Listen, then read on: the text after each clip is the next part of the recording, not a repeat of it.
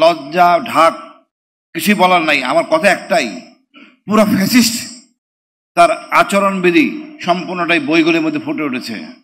আমি প্রথম 10 খণ্ডগুলি আমি দেখেছি, আমার কাছে খুব ভালো লাগছে। এরকম একটা দল আমাদের দেশে আছে, সব দলেরই প্রচেষ্টা চালাতে হবে।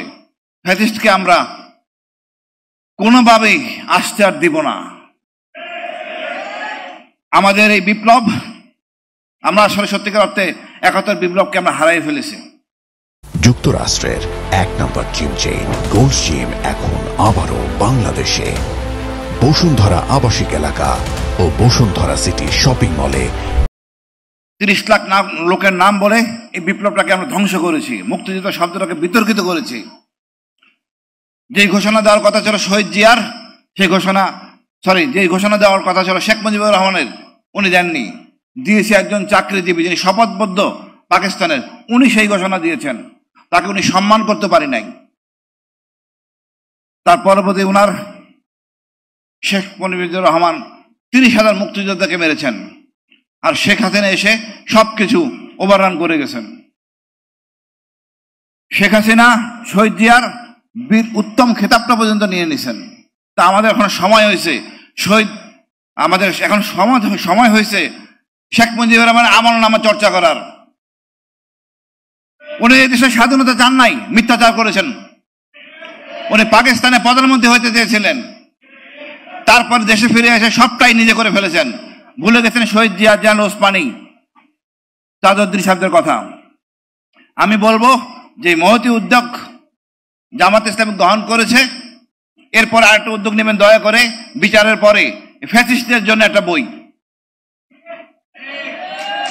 এখানে কারা কারা ফ্যাসিস্ট ছিল, কতটা ফ্যাসিস্ট, 1030 জনকে একজন ব্যক্তি মানে নিজে হাতে গুলি করেছেন, আর কতটা নির্মম, রক্ত আর মাথার মানে মানে কি মগজ গায়ে লাগলে স্পষ্ট মানে উনি উজ্জীবিত হন।